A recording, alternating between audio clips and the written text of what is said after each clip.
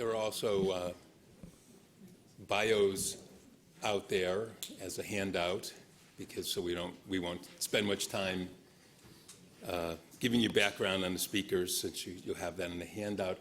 And in case you're wondering, where is Deb Collier? Tom Schatz, the president of Citizens Against Government Waste, is filling in because Deb became ill this morning. So we have one substitute.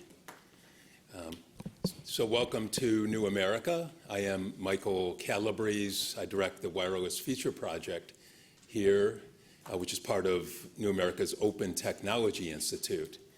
And this is the Great Airwaves Robbery 2, and I'll tell you why I'm using the numeral 2 in a moment, because people thought it was a typo. I'm just going to give some background remarks, so because we were part of comments filed by the Public Interest Spectrum Coalition on this proceeding, and I want to tell you a bit about what we said as context, and then that way I can moderate without being too tempted to get back on my high horse about some of the issues. And then we'll have the panel discussion. I'll moderate some questions, and then at the end we'll have time for some audience questions or comments, at which time please introduce yourself, tell us who you are with. I see there's some of the folks who are very directly involved in this are present. That's great, as well as some press both here, and we're on a live webcast. So welcome to all of you in the ether. So as you all no doubt know, more high-quality mid-band spectrum is needed for ultra-fast 5G wireless networks, both mobile and fixed. To meet this need, the FCC is seeking to reallocate underutilized satellite spectrum in the C-band, the 500 megahertz that lies between 3,700 and 4,200 megahertz on the spectrum. The challenge is that C-band today carries virtually all live TV and radio programming from content producers to local stations and cable systems nationwide. So, of course, everyone from NPR to your cable company relies on that for almost all the linear video programming, and increasingly for more. In July, the FCC opened a rulemaking that proposes to reallocate at least the bottom 200 megahertz of the C-band for exclusive licensing, presumably to mobile carriers and potentially others, for 5G wireless services. The NPRM also proposes that the upper portion of the band, which will remain in use for fixed satellite service for video and radio distribution, can be shared in local areas where rural broadband ISPs can deploy high-speed fixed wireless broadband on unused frequencies without causing interference to earth stations. A separate issue we had an event about last year, and probably will again, but today's issue is focused on the lower portion to be cleared for exclusive licensing. The FCC in the NPRM is deciding whether the agency should conduct a public incentive auction, as it did for 600 megahertz TV spectrum 2 years ago, or instead to authorize a consortium of 4 incumbent satellite companies to sell the spectrum directly to mobile carriers. Under that proposal, the satellite companies could receive an estimated $15 to $40 billion or more for spectrum they licensed at no cost, because under international law, in fact, the FCC cannot auction spectrum for satellite use. Part of the context for this discussion is what our Public Interest Spectrum Coalition described in comments we filed that strongly opposed a private sale or private auction of the spectrum. We emphasized that Congress, not once but twice, enacted legislation expressing clear intent to avoid precisely the sort of massive giveaway that the satellite companies propose here. In case you were wondering, this is why the event is titled The Great Airwaves Robbery 2. For me, this event, because I'm much older than most of you, this event represents a bit of deja vu. Back in 2002, I hosted an event titled The Great Airwaves Robbery, the first policy program event ever held at New America, which was a pretty new org at the time. Senator John McCain, who was then ranking member of the Senate Commerce Committee, had agreed to speak, but he couldn't make it because of Senate votes. The president of CTIA did keynote, a fellow named Tom Wheeler, who went on to better things. The event that day raised concerns about an order adopted by the FCC in September 2001, just after 9/11. The FCC adopted a proposal by Paxson Communications, which had organized a spectrum clearing alliance that included local TV stations willing to give up their analog TV channel early in exchange for a share of the auction proceeds. The Powell FCC decided that an immediate reallocation of the TV spectrum was important to speed up deployment of 3G mobile services, the race to 3G. And so it agreed to hold a public auction in which winning bidders would be required to make, quote, market-based side payments of billions of dollars more on top of what they bid in the public auction. They would pay billions more into Bud Paxson's Spectrum Clearing Alliance to be distributed on a megahertz pop basis among the broadcasters. After the vote, Bud Paxson gloated, quote, "The broadcasters are going to be in for a big windfall." Congress thought otherwise. Senate Commerce Committee Chairman Fritz Hollings immediately sent a letter to Powell stating that paying broadcasters billions in public revenue was outrageous and amounted to an unlawful end run around Section 309J. Of course, the portion of the Communications Act that requires auctions where there's competing bidders. He and McCain promised it would not stand, and it didn't. Within 6 months, Congress passed the Auction Reform Act of 2002, canceling the auction. Congress instead passed the DTV transition bill, setting a deadline to vacate upper UHF channels and mandating a public auction of that spectrum. Those 700 megahertz airwaves, the best beachfront spectrum, were auctioned a few years later for $20 billion. But here's the difference. Every penny of that $20 billion went to the Treasury or into a special fund to subsidize consumers who needed to purchase digital to analog converter boxes in order to hasten that DTV transition. Fast forward to 2010 and the FCC's National Broadband Plan. The FCC proposed an incentive auction to voluntarily clear and auction the 600 megahertz TV band, channels, as it turned out, channels 38 to 51 this time. Constrained by the Auction Reform Act, Chairman Janikowski sought incentive auction authority from Congress. In 2012, Congress did just that. On a bipartisan basis, the law gave the FCC incentive auction authority, which is, by the way, good until 2022, that is designed specifically to compensate only as many TV stations as necessary, 175 as it turned out. The 2012 Act had another limiting feature.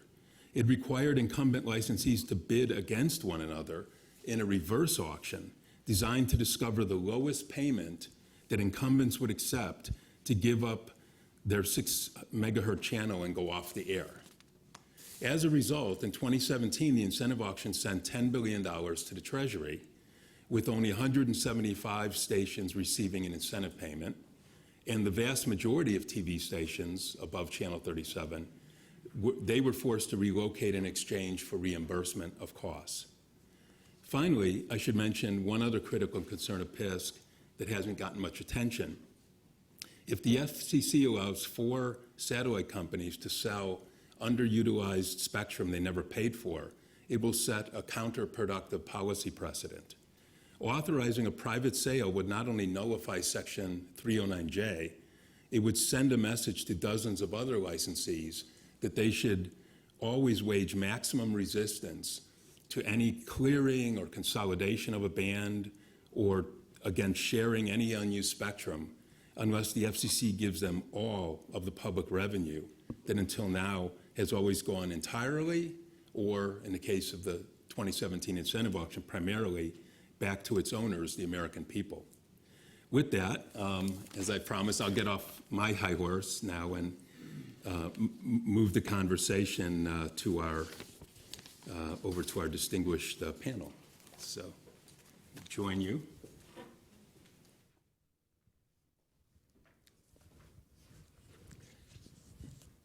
So, whoa, I'm loud. We'll go. We can go straight down the row. I'll introduce, rather than introduce everyone at once, and then you'll forget.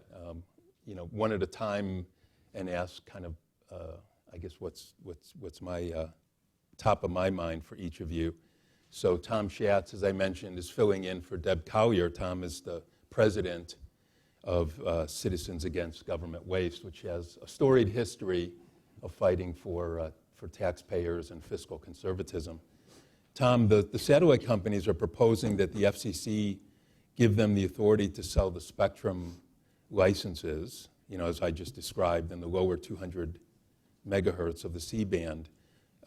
If that would occur, I mean, do you see a rationale for that? How does Citizens Against Government Waste view that sort of a private sale of spectrum?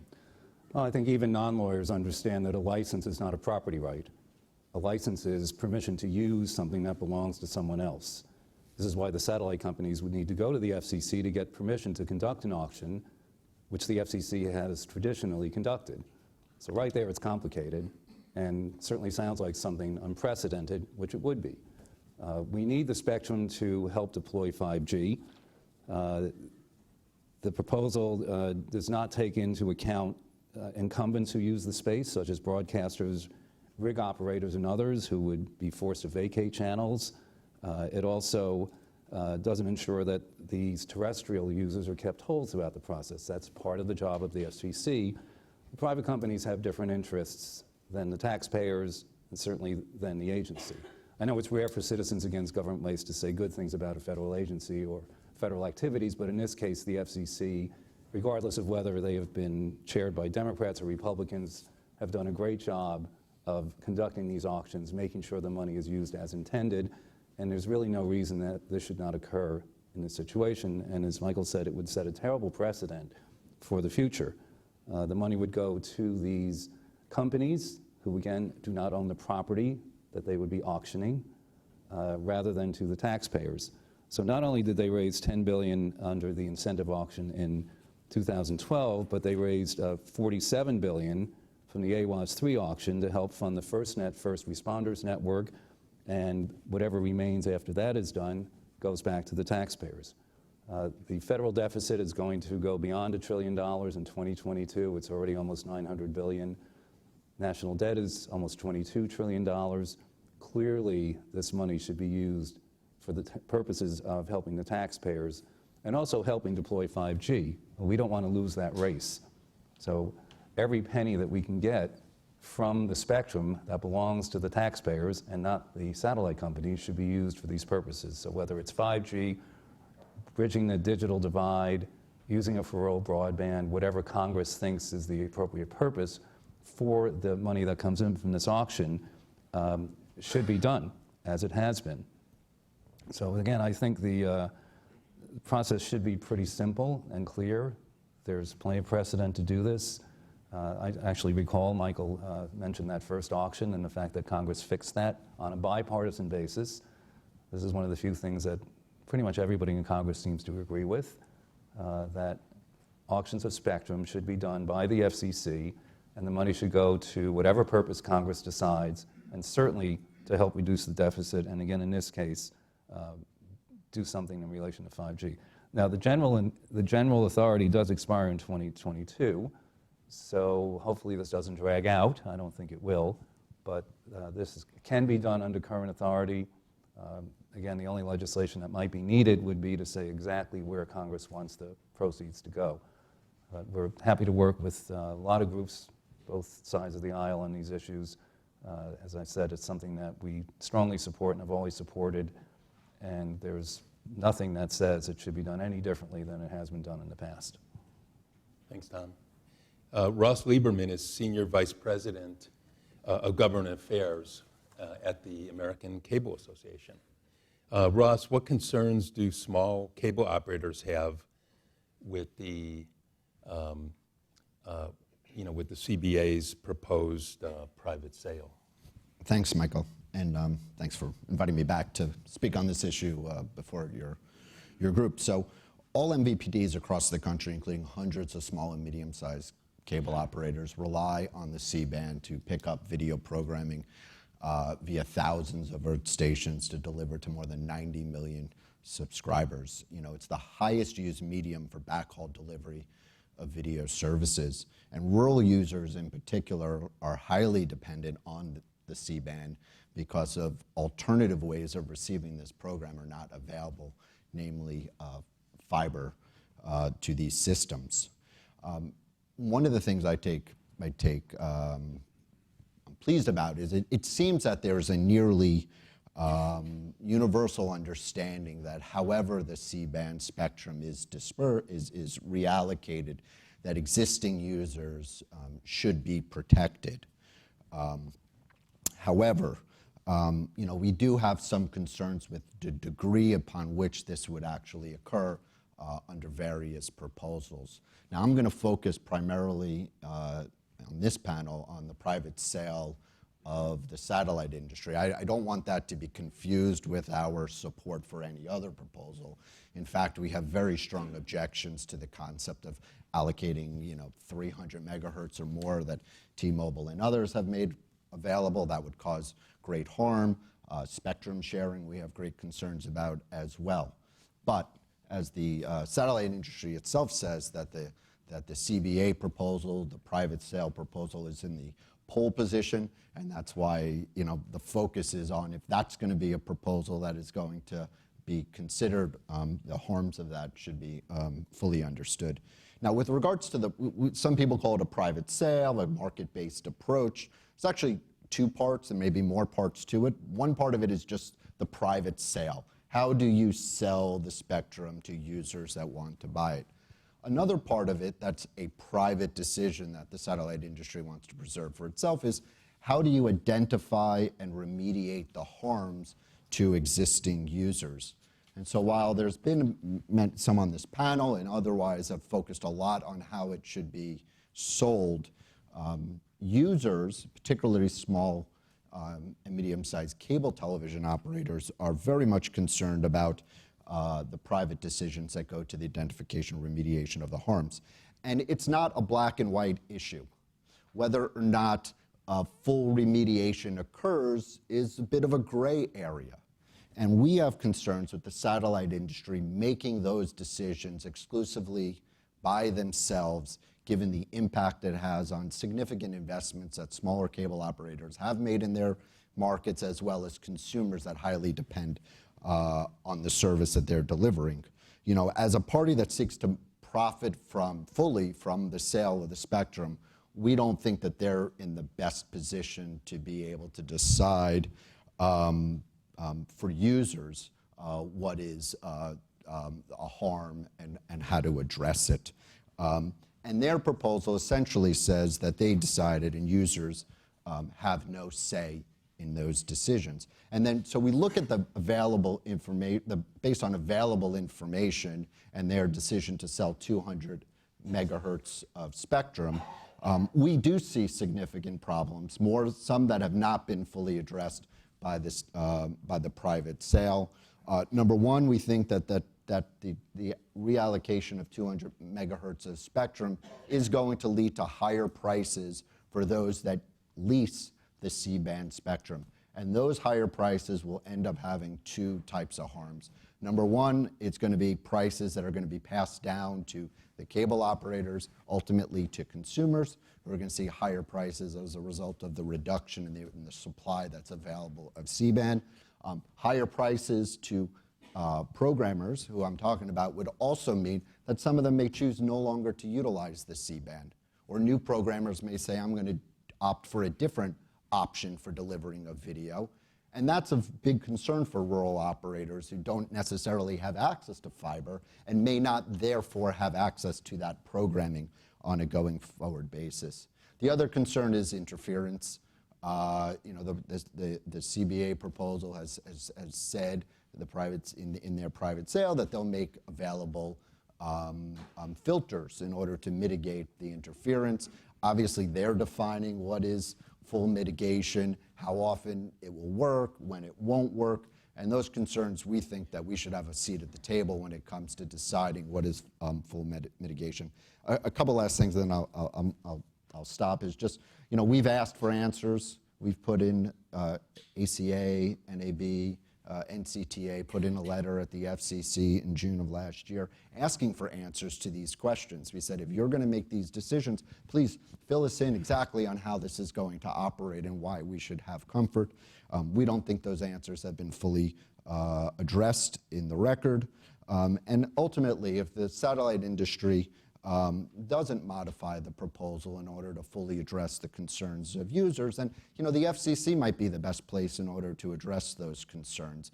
They are a fair arbiter. They have no financial interest in the outcome. They have a public interest outlook on things, and so they can make some of these decisions on what is a harm and how best to address it. So, all right, thanks Ross. Next on our panel, Colleen King is Vice President of Regulatory Affairs at Charter Communications. Colleen, Charter is both an incumbent earth station operator in the C-band and a new entrant in the mobile market that may want to bid for mid-band spectrum. What are your concerns about the private sale approach, and how does it affect your business? Thanks very much for the question. My short answer is that our biggest concern is that we think the private sale would block us from the ability to potentially get 5G spectrum, and that's a big concern. But if you'd let me provide some color on that, we always Charter appreciates getting invited to these spectrum events because we see ourselves as much more than a cable company. We're a connectivity company. We've invested a lot in our network to provide ultra-fast, high-capacity broadband service to our customers. We've invested over $27 billion in technology and infrastructure since 2014 to extend our network. And we're extending our network in a few ways. First, it's really to continue the spread of broadband, provide additional ultra-fast, ultra-high capacity speed. But also, it's really to prepare the network for the bandwidth needs of 5G. So we see ourselves as a key part of the 5G solution. We've also long been a wireless company. We have an incredibly extensive Wi-Fi network. Over 80% of traffic in the home and office travels over a Wi-Fi network, and over 300 million wireless devices are already connected to our network. And we see Wi-Fi kind of as the starting point for our mobile strategy. As hopefully you've all heard, we launched our Wi-Fi first MVNO last year. And how that works is we're working with Verizon in the home and office, and near our Wi-Fi network, you'd use our Wi-Fi network, and then extend into the cellular network as we go out. But the next step in that strategy is really to look at spectrum. And so that's why we're interested in this proceeding. Mid-band spectrum, as everyone knows, is really important to the 5G solution. And we think that an FCC auction is really the fastest, fairest, and most efficient way to get spectrum out and make it available to all different kinds of players, including Charter. Okay, thanks. And then finally, Stacy Pies, Senior Policy Counsel at Google. Stacy, what is Google's interest in, wireless use of C-band? Why are we here? Why are you here? Yeah. So you've heard from each of the participants on the panel a little bit about their particular interests as well. Google, we are not a network operator. We aren't building networks like Colleen and Ross's companies, other than Google Fiber. We do have Project Fi, or Google Fi as it's known now, as an MVNO. But for Google, it's critically important that there is sufficient spectrum available for 5G. I know, that's a really surprising thing. We kind of joke internally about how if you sprinkle the 5G magic pixie dust on your argument, you automatically win.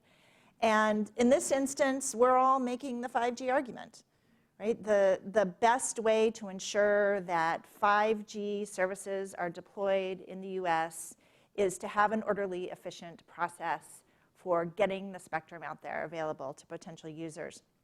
So to meet this rising demand that continues to go up every day, we think C-band is essential, and going to Michael's introductory points. Just pointing out where we vary a little bit in our positions, one of the reasons why Google is very engaged in this particular proceeding is because we care a lot about sharing. And we are the makers of the spectrum access system used in the 3.5 band. And we are a company that has the capability and the technology to create various types of databases or functionalities for sharing.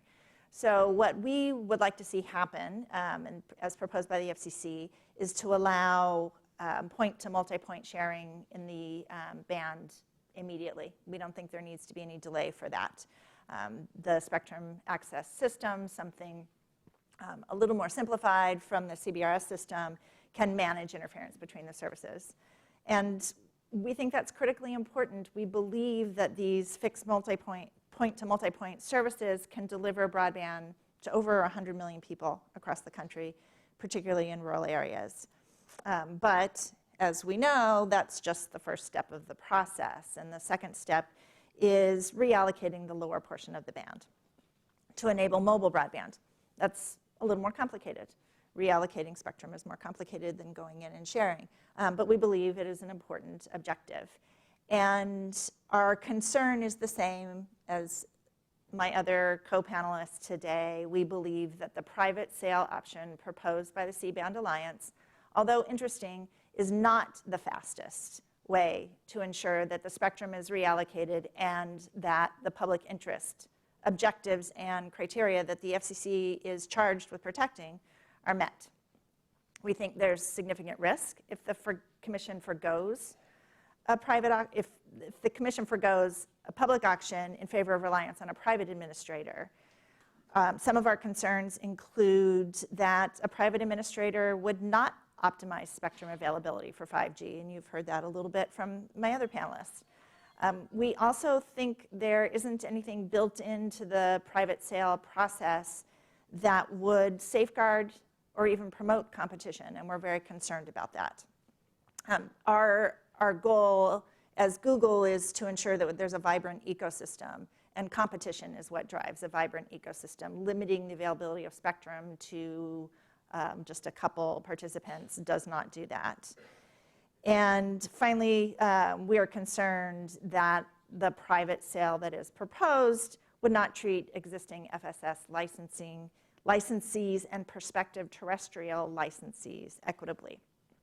And we think one of the reasons why we're concerned about the private sale option is the Commission would be shifting its responsibility. The Commission has a responsibility, as I said, to protect the public interest.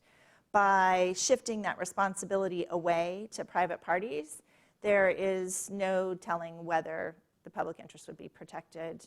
And we've mentioned this already today, but foreclosing the opportunity for the federal government to have the funds from an auction to go towards important policy initiatives is one reason why the private sale is a bad idea.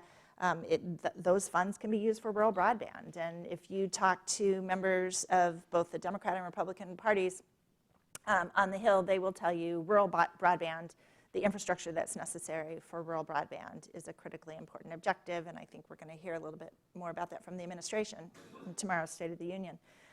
So that's there's no argument there, but we need the funds in order to be able to support rural broadband deployment.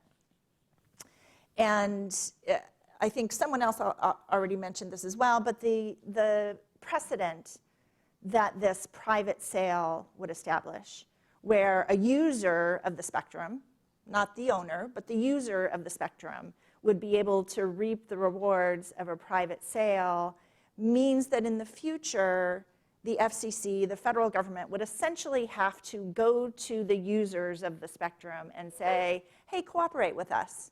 We want to reallocate that spectrum. It's better utilized for another purpose. So hey, work with us and do that for us. And we shouldn't be flipping the current regime on its head. We shouldn't be giving the users of spectrum the ability to hold the FCC hostage, essentially, in order to reallocate spectrum for a higher and better use. So we would just urge the FCC and interested parties, as you're thinking about this, for the FCC to stick with the time-tested practice of allocating spectrum through an auction. We know it works. The Commission knows how to run auctions. You mentioned trusting federal agencies. This is an area where we can trust federal agencies. The Commission knows how to do it, and they know how to manage and run very complicated auctions. And we have faith that they can do this quickly.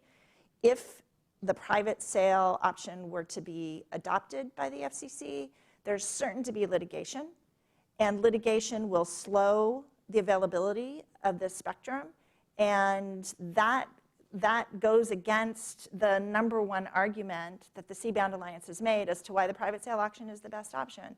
So slowing the rollout of 5G should not be our solution, and we're very concerned about that. Okay, thanks, Stacy. So I have some questions that I think in some cases you may have touched lightly on, but maybe we can get bore down a little bit deeper. So Stacy mentioned the magic pixie dust argument about mentioning a race to 5G. Never mind what 5G is exactly. But so I think there's been this assumption that what's necessarily true is that deployments for mobile 5G anyway, not putting fixed aside, for mobile, that it'll be somehow much faster if there's a private sale directly to AT&T and Verizon in particular, to the big mobile carriers. And so, I guess I'd love to hear if you have anything more to say, and that Stacey and anyone else about is that necessarily the case, and how should we view the competition aspects? Like I see at least one person here from T-Mobile, for example, who's saying, hey, what about us? So what about the speed to deployment and the competition aspects of this? How do they come in? Right. Thank you, Michael. It's a good question, and I'll go back, even though it's not the subject of the panel, to the initial ability to share the spectrum, the point-to-multipoint service on an opportunistic basis. That will be first. That will be the fastest, if that is something that the FCC adopts, and it is something that Google supports. Then the FCC can auction the lower portion of the band. And that's complicated. I don't think there's anybody out there who believes that's easy. As a matter of fact, the C-band Alliance acknowledged, and I'll quote in their comments, that clearing the spectrum for terrestrial mobile operations will be arduous, complex, and costly. I don't think anybody's going to argue with that. So acknowledging that the actual clearing and making the spectrum available is the difficult part. The auction is not the difficult part.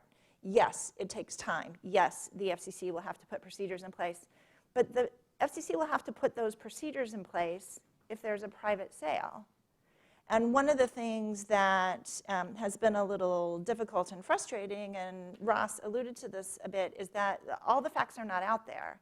What exactly is the C-band Alliance planning? How will the public interest be protected? And not knowing what those facts look like, not knowing what the answers are, it inevitably slows the process.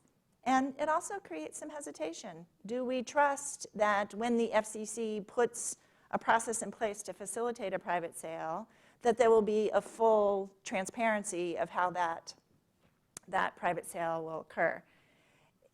All of these reasons are not to say, we don't trust the proposal, but the facts, there are insufficient facts and there's insufficient transparency. And if there were, you could lay it all out side by side with what the FCC's process is for an auction, and timing would probably look relatively similar. The big difference is that there will be litigation if there is a private sale, and litigation can take a very long time. And this resource, the mid-band spectrum that is critical for 5G services, should not be caught up in litigation. The fastest way to ensure deployment is through an auction, of a FCC auction. If I could jump in, we agree with that completely, that the litigation risks of the private sale proposal are high, and that's just why we think that an FCC auction is really the fastest way to get this critical 5G spectrum out into the marketplace. We think that a private sale could result in years of litigation or backroom deals with private companies. And because the spectrum is being reallocated for a new use, the Communications Act requires the spectrum to use competitive bidding to sign new licenses. Using this new way of doing it that is not at all supported by the law, we think is really going to end up in litigation. And that, like Stacey said, tying this up in litigation is not in anybody's best interest as far as winning the global race to 5G. Which I think is the magic words for the global race to 5G. Yes, so. Yes. I have to use the whole phrase. Yes, exactly. If you want the magic, just.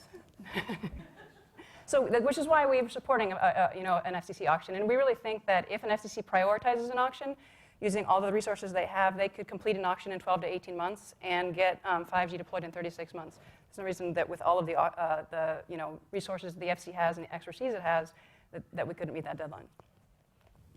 So as a quick follow-up on this, on the buy side of the auction, so Charter, we just heard Charter is a potential bidder. It's entering the wireless market. Are there other bidders that, because as I kind of, said a minute ago, conventional wisdom is that the spectrum in a private sale is destined for a few national mobile carriers, the usual suspects, but, what other bidders, I think people are thinking, what other bidders are there out there potentially?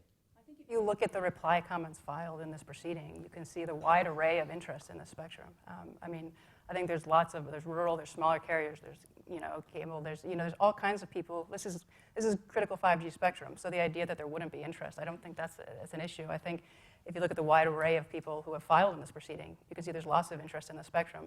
And there's near certainty they would be bidding for the same spectrum, which seems to create, mutually exclusive applications. Mm-hmm. Yeah, because the mutually exclusive demand would trigger the auction requirement normally under Section 309J, unless you fit into an exception. And I would think we don't have WISPA here, the Wireless Internet Service Providers Association, but I know I've heard them say, for example, another decision that apparently the FCC would not be able to make under the scenario is, or could make, but it's not clear they would, license areas. Because the smaller the license area, particularly for 5G, the more likely it is, we saw this in the citizens band debate, right? You had, not only the rural broadband providers, WISPs, but even, like General Electric and big property managers and universities and so on say, hey, if the license areas are small enough, we'd like to bid too for these Internet of Things networks that have a little more licensing protection in addition to whatever they do with Wi-Fi. So it's sort of, it's all kind of a, I don't know if it's a cart and a horse exactly, but unless the FCC gets a chance to make notice and comment auction rules, we won't know how many more bidders would have been interested. So let me go on to ask about, I think something nobody's gotten into yet, I mentioned it at the top, was that the FCC's NPRM proposes, this private sale possibility as maybe being speedier, but it also describes a potential incentive auction involving, for example, a reverse auction of transponder capacity. In other words, that not only the 4 satellite companies, but perhaps others could, meet the need for video distribution, whether it's through fiber, through launching additional satellites, using a different satellite band, and so on. So I'm wondering if, kind of ask across the panel, is an incentive auction a viable alternative? And would the potential revenue that would then be available in a public incentive auction draw in some of these alternative substitutes for, let's say, the bottom 100 or 200 megahertz of the band? Well, we've seen how incentive auctions work. bringing in billions of dollars. Again, the FCC has done this. Private companies have never done this. I'm not sure how they could even come up with the idea or the expertise or the resources to do something like that. I think it's a good idea. It's something they should certainly explore, and they have the authority to do this for another 3 years. So I just think the whole idea of doing this the way it's always been done, in this case, makes sense, because there's a proven track record of success. Money has gone where it's supposed to go. I don't think anybody's really complaining that the money's going to purposes for which it's intended, first responders, then left over for the help with the deficit. That's pretty clear in the legislation, dating back to this first issue of protesting against the idea of a private sale 18 years ago at this point. But ideas never really die in DC. They just come back and they try to revive them. But we need to do exactly what was done then, and that's reject the idea of a private sale. Mm-hmm. Any other thoughts on this? I mean, we appreciate all the work that TMO is putting into the incentive auction. We don't necessarily think that's required. I think the FCC has lots of auction authority. There's definitely simpler ways we can do this, and we can get it done, fast. The FCC has lots of resources at its disposal, so we can find different ways to do this. We agree that there's a way that people should be made whole, and reserve needs to be set aside. But also, as Ross pointed out, we also have lots of video customers, and we want to make sure that they are protected. So, as part of this, we definitely are concerned with how everything would shake out, and how we are going to make sure that everyone can be served going forward. But we think the FCC should be in charge of this, and should look at all ways, in the fastest way potentially, to get an auction out there, to make sure that we can get 5G out there and protect kind of existing interests. It's an interesting concept. I mean, certainly users, if they're going to be displaced by the sale of the auction, should be compensated for that loss, and maybe a incentive auction may be a way of doing that. However, the problem with it in this market is that the satellite delivery of programming is done on a nationwide basis. And so if there was clearing of spectrum in the largest markets where 5G may be most likely to be made available and not done in smaller markets and rural areas, that means the cost of the remaining C-band would be borne exclusively on those markets that didn't clear, which would cause some disproportionate harm for smaller for users in those markets, and could actually mean the collapse of the market in its entirety, where programmers just say, well, we're not going to use C-band at all to deliver it to the 25 remaining markets.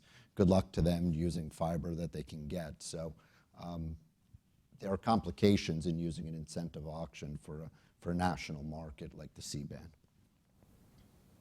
Now, could the FCC do, and I think that Colleen may have been hinting at this, but just as an option, I mean, could the FCC do the same thing here that they did with the broadcasters in the 700 megahertz band, or at least what Congress did, which I described. The FCC tried to have an incentive auction that Congress, rescinded. But ultimately, what they did is they said, you guys are spread out over too much spectrum. So they pushed the broadcast stations down below channel 52. And the first go-round, they weren't compensated at all. They just said, you have so much time to kind of move. The incentive auction that we had 2 years ago did provide relocation costs. So what I'm wondering is, could the FCC conceivably just say, hey, the bottom 100 or 200 megahertz are just no longer going to be available for this purpose after a certain date, and we'll compensate out of the money that's raised, incentive auction of the type that you had 2 years ago with the broadcasters, where there's a relocation fund where all the any of the Earth stations or any of the satellite operators that incur costs, are made whole. But there's not actually necessarily a windfall at all. It's an interesting question. I don't know that Google has an answer specifically, but what it points out to us is that there needs to be FCC management of the process. The FCC has the economists and the engineers and specialists in auctions who can make those decisions, who can do a complete analysis, who can make a determination about how the auction should proceed, what type of auction there should be in order to maximize the value of the spectrum, to ensure that the utility of the C-band is maximized, and we won't know if any of that is happening with a private sale. So it doesn't directly answer your question, but I think it points to why we have an expert agency who manages these types of processes. They can publish those answers in a further notice. They can explain, and they will explain, why they're proceeding with the type of auction that they've decided is the best. Well, we don't have any objection to keeping incumbents whole, however that may occur. Right, agreed. As Stacy said, whether it's an incentive auction or some other manner, the FCC knows how to do this. Sometimes Congress has to step in and change the process. They passed the Reimbursement Expansion Act last year to help out with some of the costs for TV translators to relocate to another channel. So they have the capability to use the money from the spectrum auctions, not additional taxpayer money, in order to get this done in a way that protects the people that need help. A lot of, obviously, Ross's small cable operators and others. Ross, would either, if Congress or the FCC promised full reimbursement of costs for some sort of switchover in the lower portion, would that give you any greater comfort than a private sale transition led by the satellite incumbents, in terms of them, accommodating you on different satellites or different transponders and covering your costs? Look, our primary concern is making sure we're made whole. I mean, we haven't opposed the private sale outright, and we think that if adjustments were made, that better protected incumbent users and fully protected their rights, that could be a viable way to go. But they just haven't done that yet, despite requests for that to be done over many months. And we're just led to believe at this point that that's not going to be done. And so it pushes us to a position where the FCC might be the best way of resolving this issue. Like, let them do the analysis to determine what the harms are. Let them determine the best way to address those harms, and let it be decided that way. So we've been on the fence, but we're starting to be nudged over to one side just based on the lack of responsiveness to trying to get legitimate concerns addressed. So, Tom, I'm not sure you have the answer to this, but when we start with you, where is Congress on this issue? Well, So in the past, I mean, you mentioned that in the past Congress has been pretty hungry for spectrum auction revenue, whether it was to, initially I remember, Senator Markey has joked about being in a room where they said, Clinton needed a little bit more revenue to meet his goal for a balanced budget, and to say that the era of big government was over, and they looked at Markey and said, how much can Spectrum give us, right? And then it was used to pay for DTV converter boxes, it was used to pay for public safety this last time around. So where is Congress?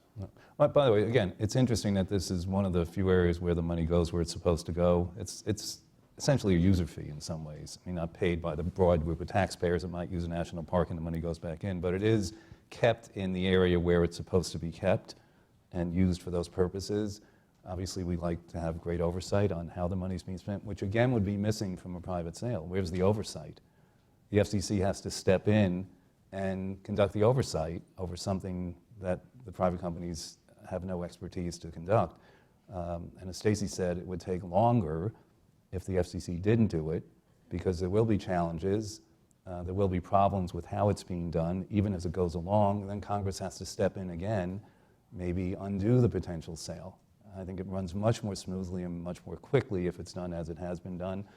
There will be less of a role for Congress if the FCC is involved. They might have some ideas about potentially some compensation that may not be occurring, but I don't see a lot of complications in this particular auction if it's done by the FCC.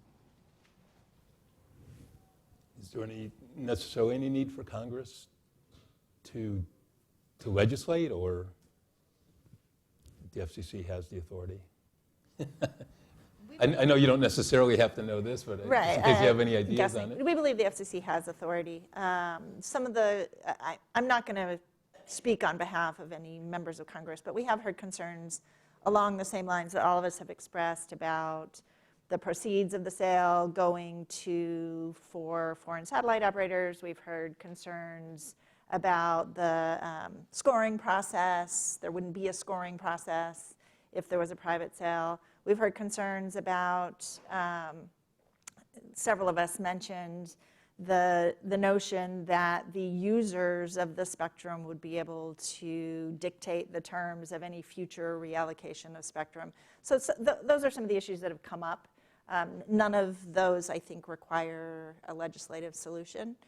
They do require the FCC to put procedures in place to ensure that there's a healthy, fair auction process. Okay. I don't want to opine on where you need additional or not additional authority for the various different ways to do this. I think the FCC has lots of authority and has lots of expertise to do this. But we are concerned that the private sale does not have the required authority and would lead to lots of litigation, which will tie the spectrum up. So on that side, we're more certain. Okay. So shifting gears, Ross, you mentioned that a private sale or perhaps clearing too much of the band too fast could result in higher cable prices for consumers. So can you explain why? I mean, is that a function of capacity, or how does that work?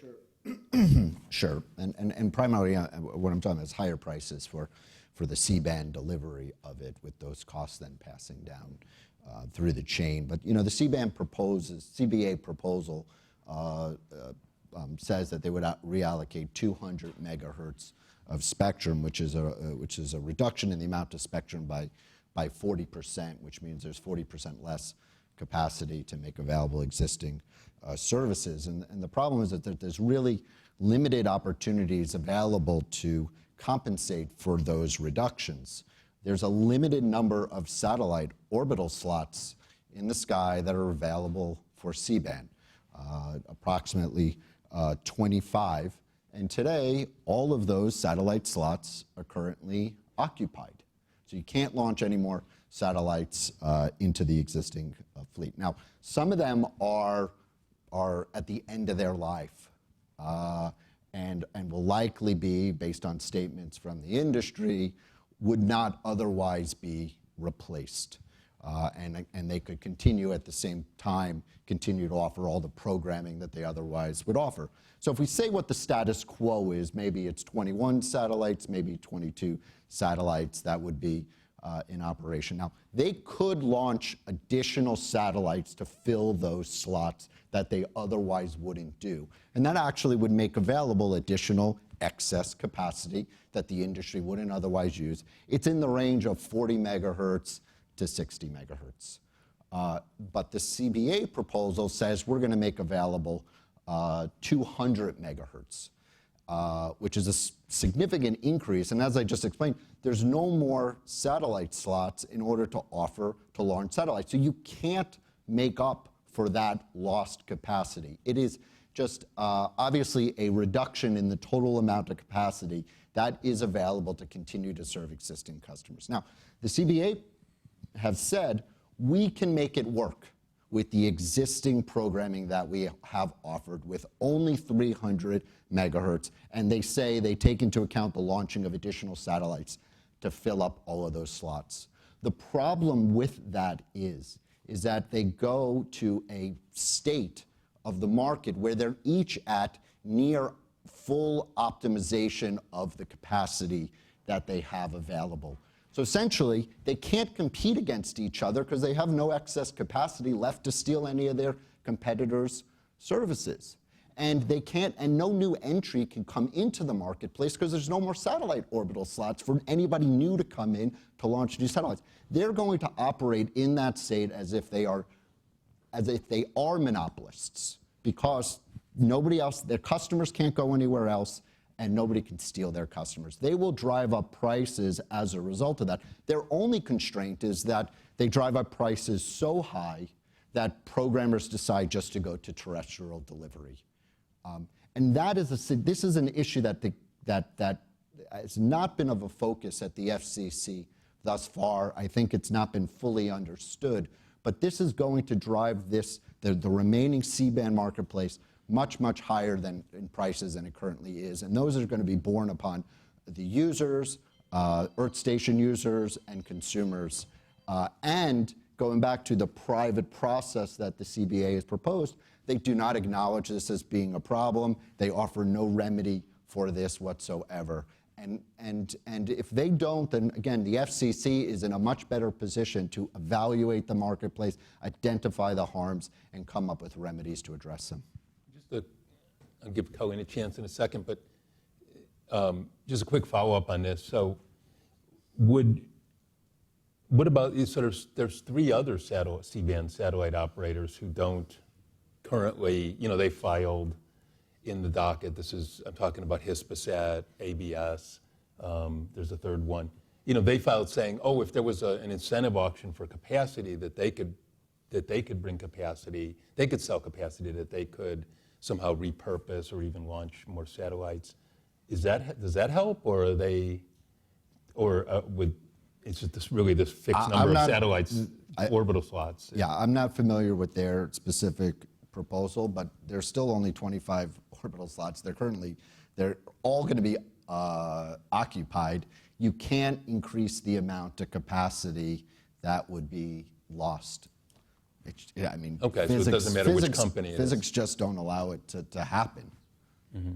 So they may have some other, I'm not sure exactly of their plan, but you can increase, giving away more than 40 megahertz of spectrum in this current marketplace is going to lead to a reduction in capacity, and there's no more additional satellites that can be launched to make up for that. Colleen, do you have anything to add? Like, for example, I'm thinking, what about as television moves to 4K and so on, does that take more capacity? Or? Our biggest issue with on the allocation side of the 200 megahertz, our really big issue is that why would we allow for private companies to decide kind of how much of this critical spectrum is needed for 5G and how much is it needed for existing services? And that seems to be a decision that relies solely in the FCC's, realm and should be decided by them. There's lots of considerations on both sides, but the idea that we'd go through this multi-year process and have only 180 megahertz of usable 5G spectrum. We just want to make sure the FCC is looking at all sides of this and really figuring out what is the best way to move forward for all of the reasons Ross said, but also all of the 5G reasons. This is important spectrum. A lot of other countries are making much more of this, available, China up to 500. I think other international countries are making much more. So we don't know the answer, but I think it's something that the FCC should be deciding, not for private satellite companies. Okay. We'll open it to the audience in just 1 minute because I have a feeling there'll be some lively discussion.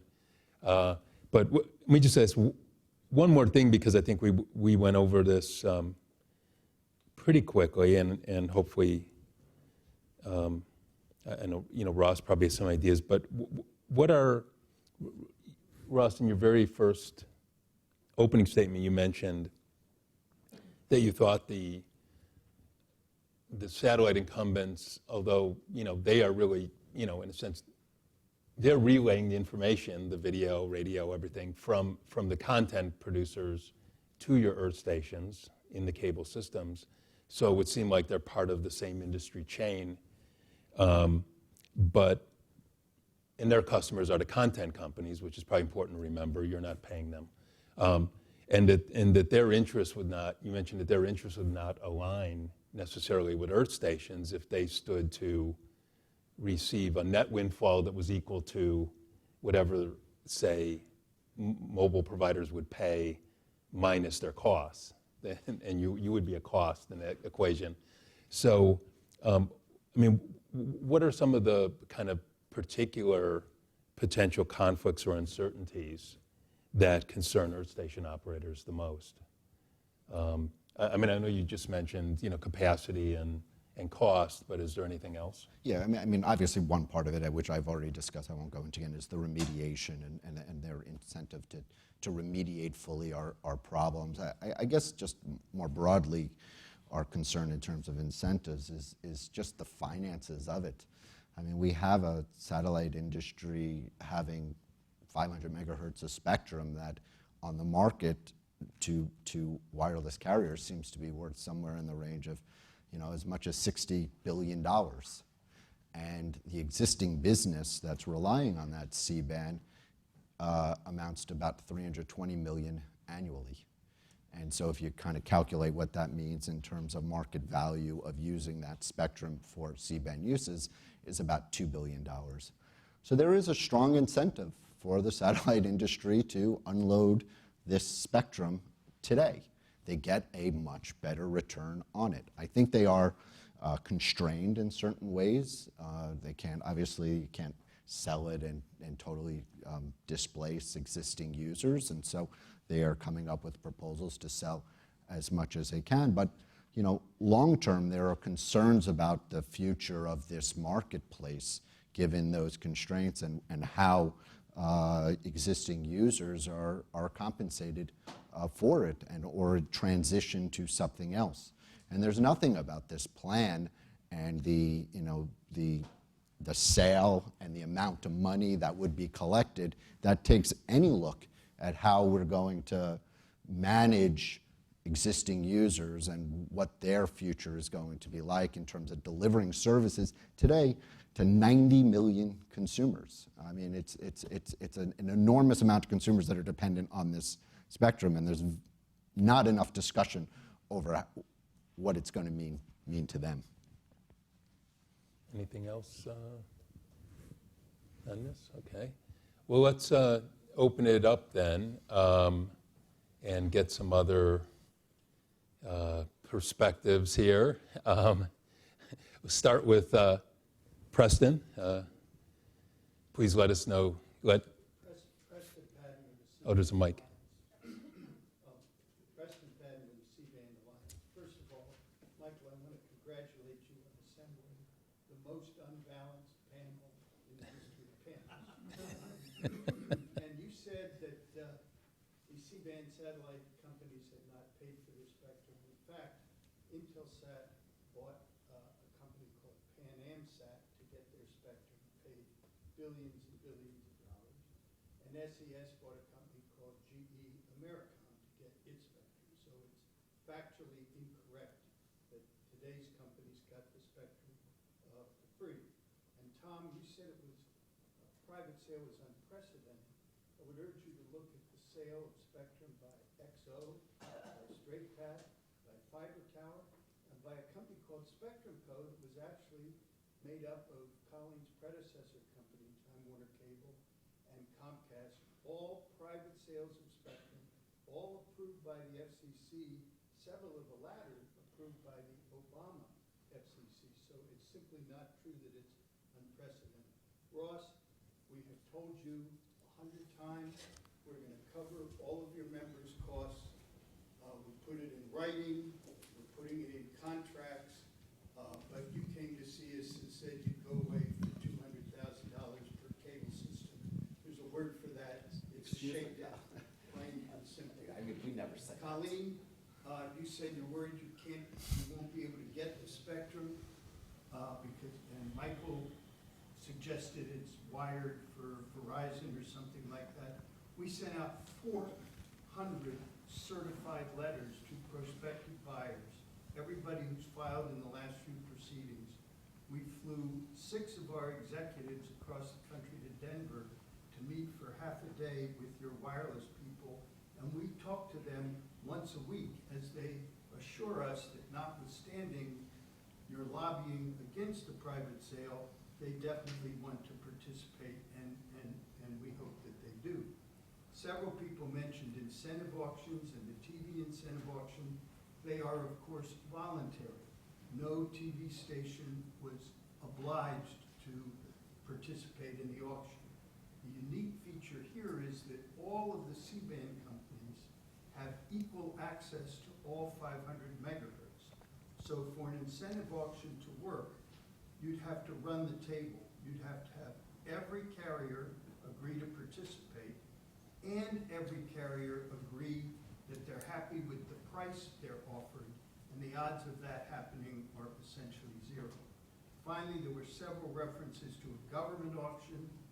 I think people are kind of missing that in our proposal, we're going to launch new satellites and install filters on up to 100,000 satellite dishes in the country. Because unless you do that, if you clear any portion of spectrum, you're going to disenfranchise the current C-band users, the folks Ross is concerned about. And my question to everybody is, if you think a government auction is a good idea, who in a government auction is going to launch those new satellites, and who in the government is going to get in trucks with filters and wrenches and go around to 100,000 satellite dish locations? Thank you. Okay, so there's quite a few points there.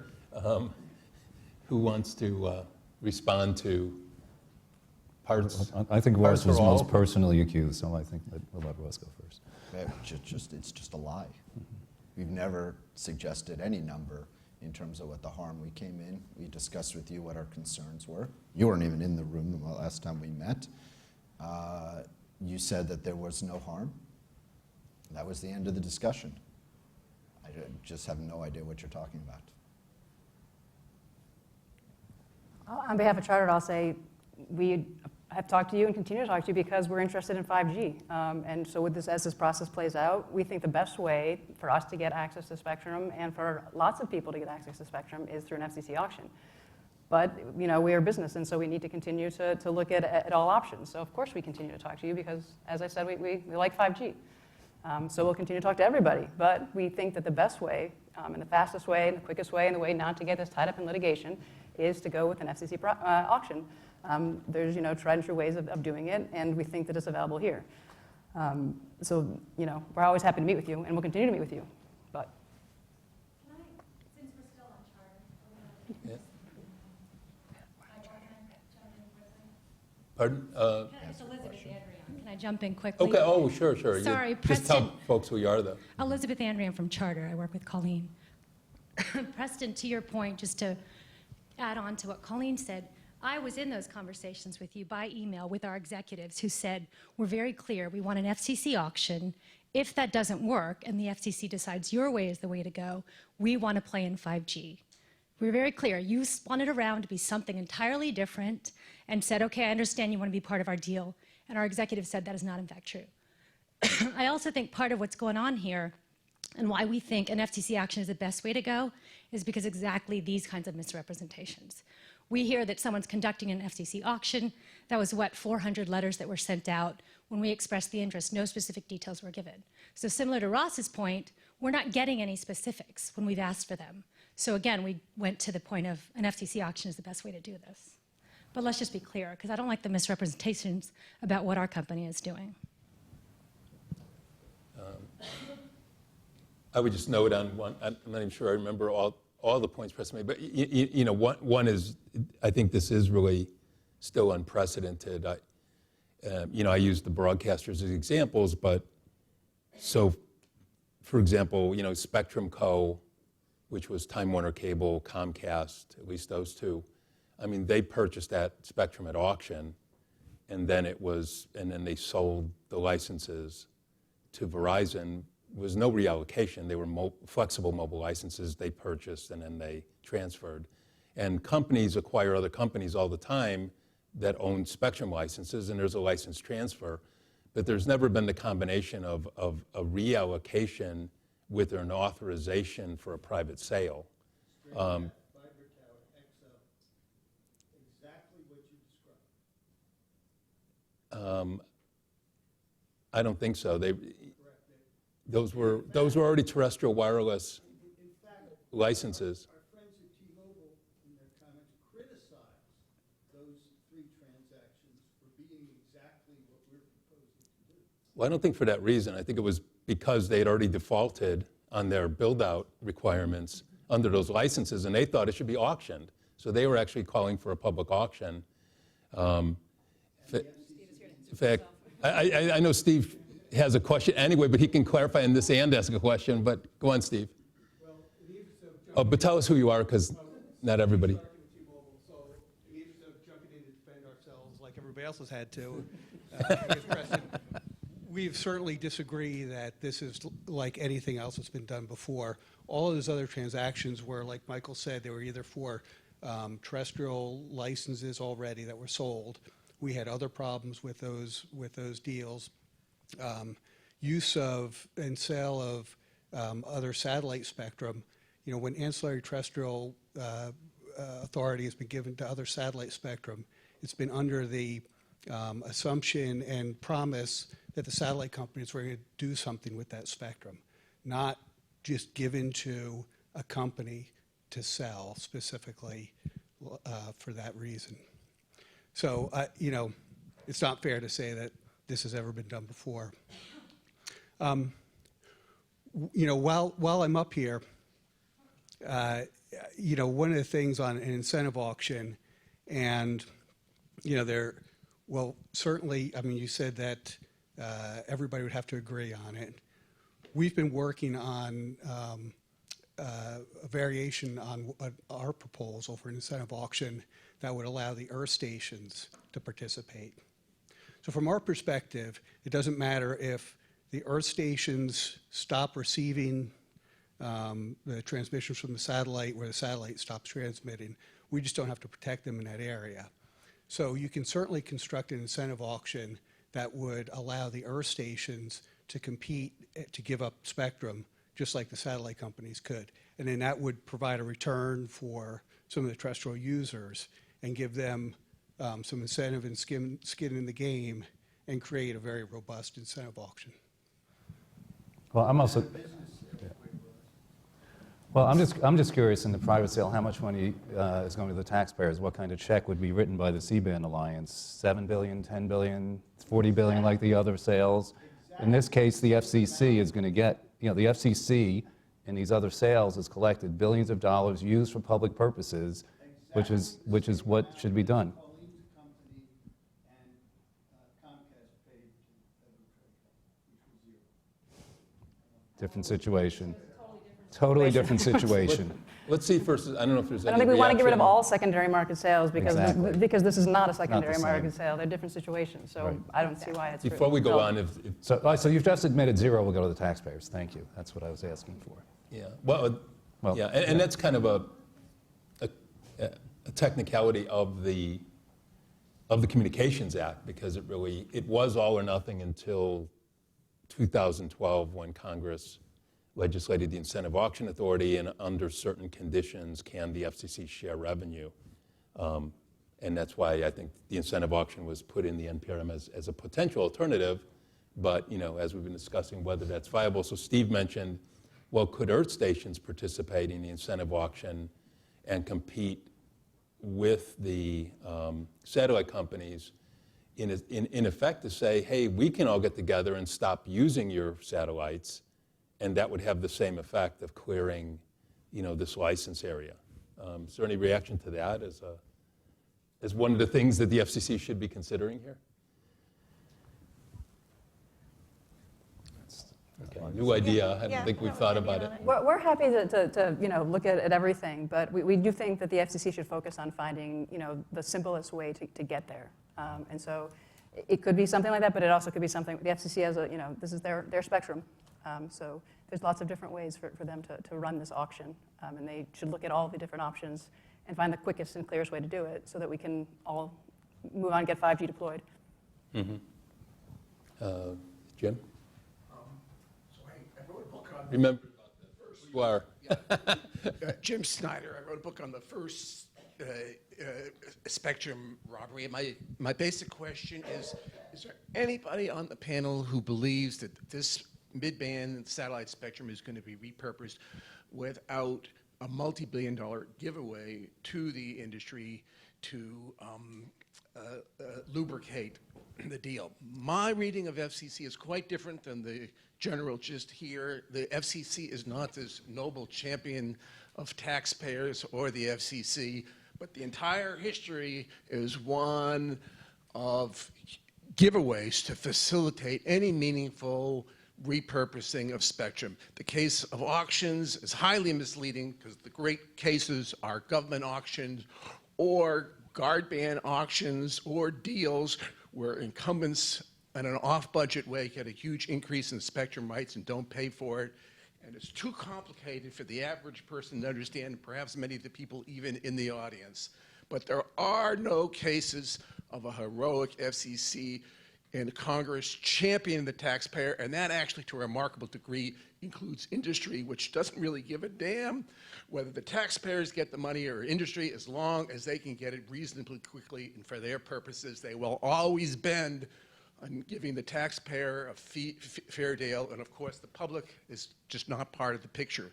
So the question is there anything different about this case? You can always parse the case very narrowly and suggest it is different in terms of the rights giveaway, but basically the FCC and Congress have no problem giving away rights to users in different ways.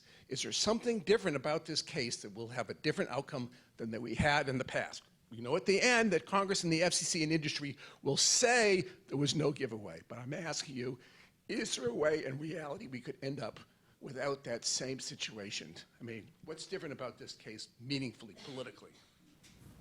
So Tom, we should Well, start with you. to be honest, I haven't read your book. I'd be happy to do that. But I think the point here is that whatever the FCC has or has not done, it's still going to be better than whatever is going to occur when a private company sells something it doesn't own.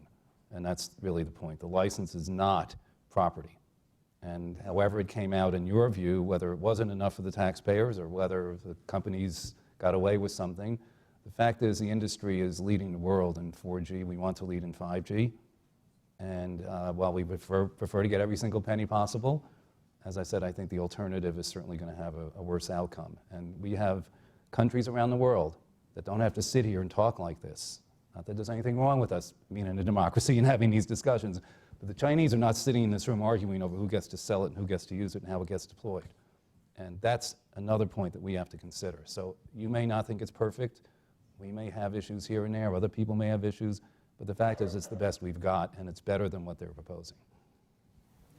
I mean, I would note that, and I said in my kind of opening statement that I think the FCC, given where they sit, their purpose, they're always looking for the way that's they think is most expeditious for the telecom industry, and which is why, as I said, for 3G, they were willing to let Bud Paxson's Spectrum Clearing Alliance have a windfall, and Congress disagreed.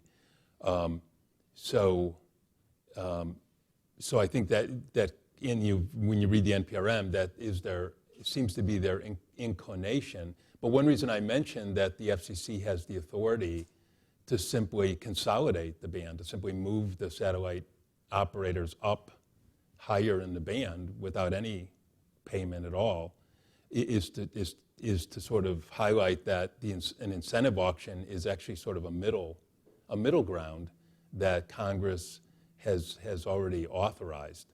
In the UK, for example, not long ago, this downlink C-band, 500 megahertz, was across most of the world. And in the UK, what they did is with the lower 100 megahertz of the band, so from 3,700 to 3,800, they just said, you can't use it anymore. Sorry.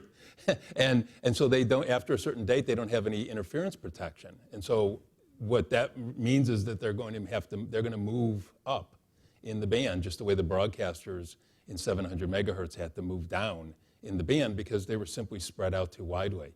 Now, I don't trust the FCC necessarily to come to that conclusion because they're looking, as you said, for the least friction. What's the best lubricant, taxpayers notwithstanding. But Congress could very well get interested, particularly if this is money to pay for rural broadband infrastructure. Yes, Jane.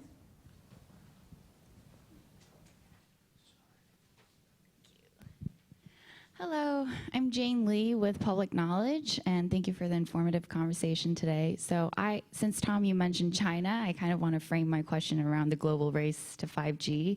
And I know, Colleen, you mentioned the FCC could prioritize this particular auction and make it happen in 12 to 18 months. So what can we do to ensure that the FCC fully exercises the authority to prioritize this particular auction over other auctions that are in line, given that other auctions have taken a long time? And I feel like having the authority and exercising the authority are two different things. So.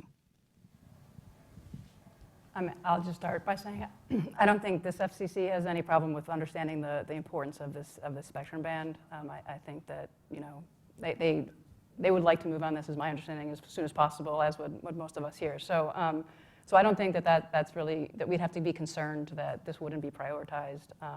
They have lots of resources at their disposal. I don't see why we would wait on this. Well, yeah, I just agree. I mean, there's nothing, it's up to them to do it more quickly, and it's up to groups that want them to do it more quickly to encourage them to do that and give them a little push would be helpful. Yeah, and the importance of mid-band and the fact that it's at least between 3,400 and 3,800 is globally harmonized for 5G gives them a really strong impetus to move this quickly no matter which way they go. So, but at the same time, it's been made extra complicated for them. I think that what it started as what seemed to be a simple way of going about it, I think parties that have been involved in the process have made it incredibly difficult for the FCC to find a path forward. There has not been the coalescing of support for the private sale. I think largely because the satellite industry has not sought to find any compromise on any proposal that they've had. And so they've put the FCC in a very difficult position of choosing between two different sides. And I think as a result, we've seen the chairman make statements more recently that has said this is a very complicated proposal and we don't really know where, and so I don't want to put words in his mouth, but it just seems like this is going to take a lot longer than anybody originally expected. I don't see that necessarily speeding up. If parties are going to continue to stay on their sides and not acknowledge reality of what this is going to mean for the public and for consumers. okay, we have time for one or two more. So all the way right there, and then we can come back up to the front. Hi, this is Kelsey Griffiths with Law 360. My question is for Colleen and Stacy. Did I hear a commitment that Google and potentially Comcast might sue if the private sale does go through, or were you just saying that parties are likely to sue? No, you did not hear a commitment that Google would sue. Okay. Yeah, no, I didn't commit to anything. The observation that I made is that because this is a novel approach, because there are many parties who have interests here, and because it doesn't seem clear under the law that a private sale that is a reallocation of spectrum for terrestrial, satellite spectrum for terrestrial use is permitted, that inevitably there will be lawsuits. Thank you. I'm not usually allowed to speak on behalf of Comcast, but they definitely, but no, Charter, no, I can't answer for Charter, but I would say that as Stacy noted, everything would be in place, that there's going to be mutually exclusive applications. I don't see how that doesn't happen. Everybody wants this spectrum. So, there seems to be clear statutory problems. Well, don't count out public interest advocates either, since it's a lot of money at stake for the public and for rural broadband. Did you have a question here? So Joe Kane with the R Street Institute. It seems like one of the main things that people do agree on is that this spectrum is currently misallocated in some way, and it seems that, to me, that the main benefit of reallocating things in the marketplace is that it moves them to their more productive uses. So I worry that if you start diverting some of that revenue away, we'll end up allocating less spectrum to these new uses that everyone agrees is what we need. Are you at all concerned about that we'll end up with less spectrum getting reallocated if we go with one of these other methods?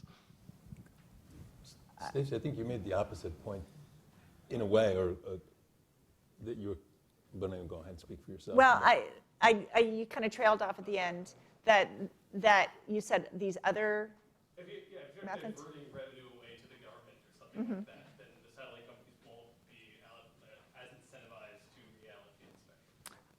you're right, I did make the opposite point, that we believe that under an FCC auction, where the rules of the road are made very clear, that there's greater incentive for participation, widespread participation in the auction, and greater incentive, greater opportunity for allocating the spectrum to its highest and best use. That's the purpose of an auction, right?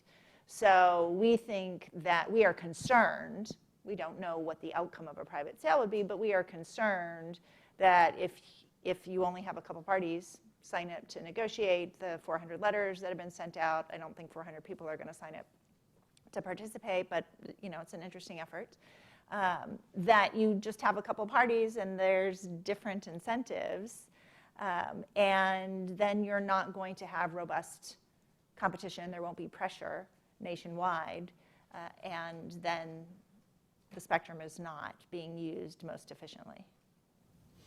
There's also the question of participate in what? Yes. Because, if I was the incumbent trying to sell, the spectrum, I would do it on a kind of a wholesale basis, right? The easiest thing is go to the big companies and get, they'll pay the most if you give them, a big contiguous block nationwide, for example, which is not what 90% of the potential bidders want. Right, so it really is where the FCC, it's a point I made earlier, probably too vaguely, that we just had a huge debate over the past year in reference to the band immediately below this about whether the license area should be smaller, particularly going into 5G, because 5G is not going to get, mobile 5G is not going to get built out for many years outside of the inner suburbs. It's urban, it's inner suburban. And Verizon's announced plan, for example, Wall Street says, thank God, they're not making the FiOS mistake again. They're not going to go out beyond the middle suburbs into those exurbs, small towns, rural areas. So, and then there's all the enterprises and venues, from sports stadiums to business campuses, colleges, everybody, ports. Libraries that want to have their own internal 5G networks, if they could, with licensed spectrum. So, there's still, who's going to decide whether the licenses are affordable enough, whether they're small enough, whether they're localized or they're national? If a private company's doing it, if I were them, I'd sell it wholesale to some big national providers, which kind of closes the door, which is, I think a couple of comments said that earlier. Yeah, no, I'll agree. That's our concern. Why we would let for private companies decide how much of the spectrum is available. We think the FCC should be in charge of deciding how much of it is made available for 5G, how it's licensed. And then really, the FCC auction is the tried and true way of figuring out how much it costs. It lets all companies kind of make decisions in the free market as to how much they want to pay for the spectrum. We don't think that backroom deals by for private companies allows that. So when we talk about putting it to its highest and best use, we think an FCC auction is the best way to do that. Okay, we're right at the ending time, so I think we will. And I'm sure probably most of the panelists will stay a couple minutes if you have other thoughts for any of us.